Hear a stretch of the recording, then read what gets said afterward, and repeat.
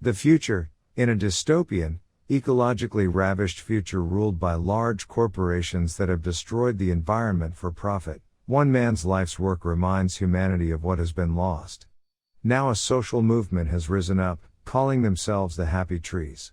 They are tirelessly dedicated to kindness, love, inclusiveness and environmental preservation, and their numbers are growing. They must be stopped. The hit man received the contract on his personal assistant. In a glowing three-dimensional window floating before his eyes, he sees the name and smiling face of his next victim. Cold dead eyes with cybernetic enhancements stare into the kind brown eyes of the man whose legacy he is being hired to destroy. Then with a gesture of his hands that have done terrible things, he minimizes the view window and looks across his dark sparse living cubicle at his most cherished possession, mounted beneath a single light. It's a hand-painted canvas of a better world, one carefully, skillfully and lovingly crafted by the gentle hands of a single man, a better man. A world of clear skies, clean water, and a forest of happy trees. Now, more Ross's victims discovered the Wall Street Journal by Peter Gickelis and Michael R. Norton. America's once beloved landscape painter Bob Ross is officially America's most prolific serial killer. Once again, bodies of multiple unidentified victims were exhumed today from another idyllic setting featured in one of Bob Ross's paintings. Bob Ross's estate had no comment on the discovery of another massive burial site, and no comment on the fact that, once again, the multiple victims' DNA was found in the paint used to create the ghastly painting of the site where their hacked-up remains were discovered.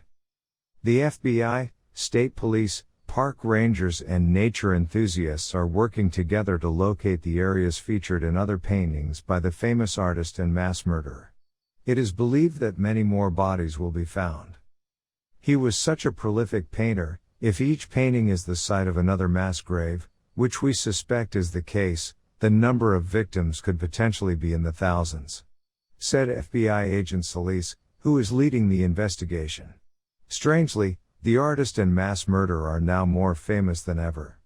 Online videos featuring the madman painting the burial sites, with paints mixed with the body fluids and wastes of his numerous victims, have cumulatively received over 2 billion views, and the numbers are rising. According to art dealers, his ghastly, not yet confiscated painting are rumored to be selling for hundreds of millions of dollars on the black market, and the prices are rising as the death toll mounts. Additionally, the art community has rallied around the painter, collectively acknowledging the fact that while Bob Ross had previously been seen as a pop artist creating fluff pieces, recent discoveries have shown him to be a performance artist on a previously unimagined scale.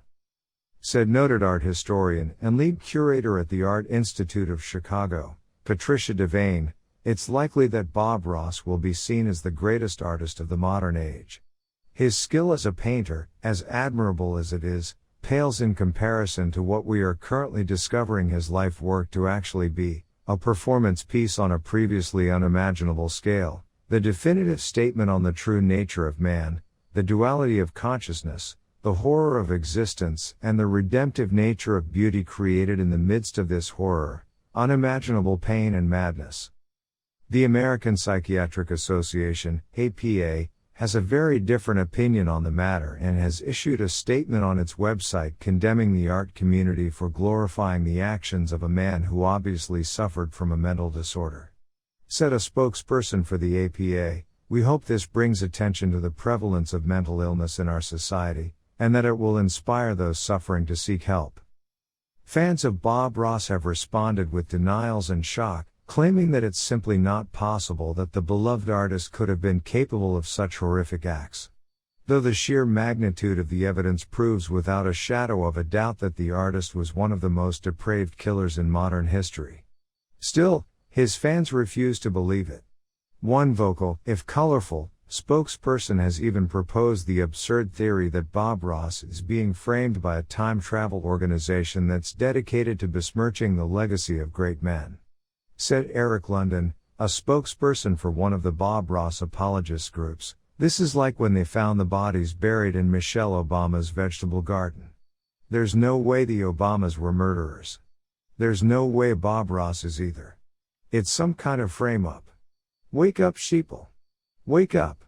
FBI agent Solis had no comment regarding the above quotes, though he did request we share with our readers that buying and selling these paintings is a felony offense, being that they contain DNA evidence absolutely relevant to this ongoing investigation.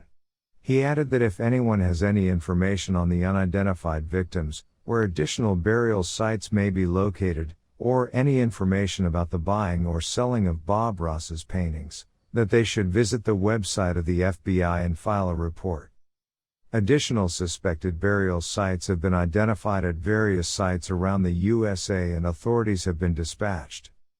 This is a developing story.